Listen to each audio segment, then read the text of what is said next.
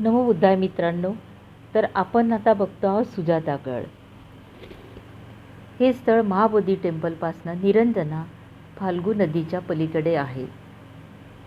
अनेक वर्षाच्या कठोर तपश्चर्यानंतर बुद्धांनी मध्यम मार्ग स्वीकारण्याचा निर्णय घेतला. त्यावेळी सुजाताने दिलेल्या खिरेचे त्यांच्या जीवनातील महत्त्वाचा टप्पा मानला जातो. ज्या ठिकाणी सुजाता राहत होती त्या परिसरात नंतर एक स्तूप आणि विहार उभारण्यात आले. त्याचेच अवशेष आज सुजातागड म्हणून पाहायला मिळतात. पुरातत्व संशोधनानुसार येथे विविध कालखंडात बांधकामे झाली असून विटांच्या प्राचीन रचना आजही दिसत आहेत. हे बघा स्तूप, आणि खूपच सुंदर असं इथलं दृश्य आहे. बघा तुम्ही, असं वाटतंय की स्तूपाच्या पलीकडे ते वृक्ष आहे, परंतु ते स्तूपाच्या आतमध्ये लागलेलं आहे आणि चारही भागांनी स्तूप आहे आणि मध्ये ते इतकं भव्य वृक्ष आहे.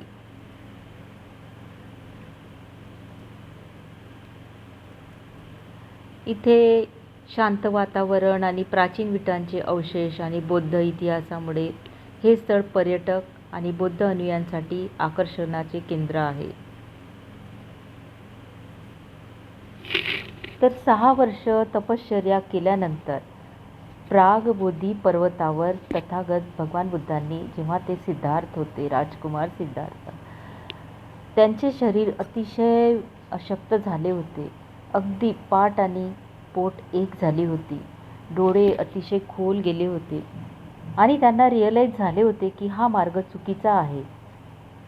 आणि त्यांना रिअलाईज झाल्यावर ते या पर्वतावरून खाली आले आणि इथे सुजाता नामक ही जी महिला आहे, हिच्या गावात एका वृक्षाखाली त्यांनी आपले आसन मांडले. तर झाले असे की सुजाता हिला पुत्रप्राप्ती झाली आणि तिने नवस कबुलला होता की वटवृक्षाला ती खीर भोजन दान करेल. आणि तिने दासीला पाठवले की जा वृक्षाखालील जागा स्वच्छ कर. जेव्हा ती आली तर बघते काय, त्याखाली एक ध्यान साधनेमध्ये सिद्धार्थ बसले होते. तिला वाटलं खुद वनदेवता इथे बसलेल्या आहेत. तिने जाऊन सुजाताला सांगितले. सुजाता सोन्याच्या पात्रात खीर घेऊन आली. तिने सिद्धार्थ राजकुमारला विचारले, हे मुनिवर, आपण कोण आहात आणि तुमचे शरीर किती अशक्त झाले आहे. ही खीर तुम्हाला मी अर्पण करते, प्लीज स्वीकारा. आणि त्यांनी ती खीर ग्रहण केली. त्यानंतर त्यांना ऊर्जा मिळाली शरीरामध्ये, त्यांना छान वाटले. आणि नंतर म्हणतात, त्यांनी मनाशी एक ठरवलं की हे पात्र मी निरंजना नदीच्या प्रवाहात वाहवतो. जर हे प्रवाहाच्या विरुद्ध दिशेने गेले तर मी माझी पुढची जी त्यांना सत्याचा शोध करायचा होता ती जर्नी सुरू ठेवतील, नाहीतर मग विचार करतील यावर.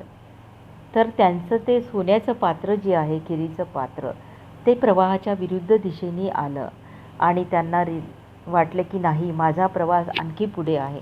आणि यानंतर मग ते महाबोधी विहार, जिथे बोधिवृक्ष आहे, त्या ठिकाणी त्यांनी ध्यानस्थ झाले आणि त्यांना बोधी प्राप्त झाली. तर हे आहे महत्त्वाचे फार गड, सुजातागड. आणि सुजाताचे हे खीर ही बुद्ध साहित्यामध्ये आणि बुद्धांकरिता खूप महत्त्वाचा टप्पा आहे. आजही प्रत्येक पौर्णिमेला आणि प्रत्येक बुद्ध जयंतीला खीर ही बनवल्या जाते आणि तथागतांना अर्पण केली जाते. प्रसादात सुद्धा खीर ही दिली जाते.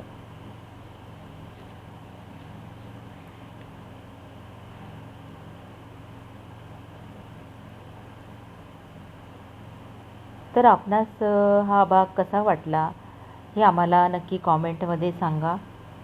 आणि हे डुंगेश्वरी हिल म्हणजेच प्राग बोधी पर्वत आहे आणि याची उंचाई बघा कसे ते तिथे. आता तर ही सीडी बनलेली आहे, पायऱ्या बनलेल्या आहेत, तेव्हा ते कसं असेल आपण विचार करू शकतो.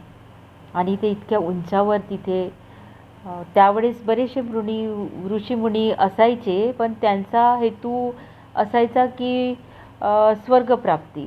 त्यांना स्वर्गप्राप्ती हवी होती, म्हणून ते तपश्चर्या करायचे आणि ज्ञान करायचे. परंतु तथागतांचा मार्ग वेगळा होता.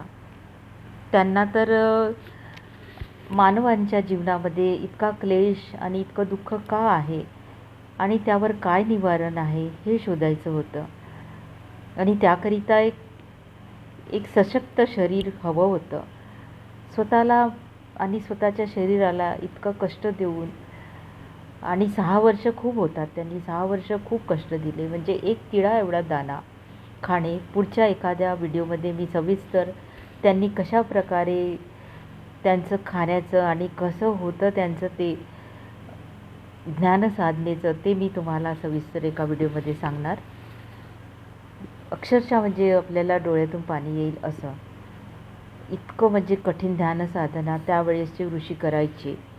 परंतु मार्ग हा वेगवेगळा होता. तथागतांचा मार्ग हा जनकल्याणाचा होता. आणि हे आहे बघा ते विहार, जिथे सुजाताच्या नावाने बांधलेलं आहे. आणि इथे आत्ताही सर्व व्हिजिटर्स येतात आणि भेट देऊन जातात. आणि ही जी प्रतिमा आहे ही त्यावेळेसची आहे, जेव्हा त्यांच्या शरीरात अगदी अशक्त झाले होते तेव्हाचा ती प्रतिमा आहे. तर आपणास हा व्हिडिओ कसा वाटला तर नक्की सांगा. धन्यवाद आणि भेटूया पुढच्या व्हिडिओ.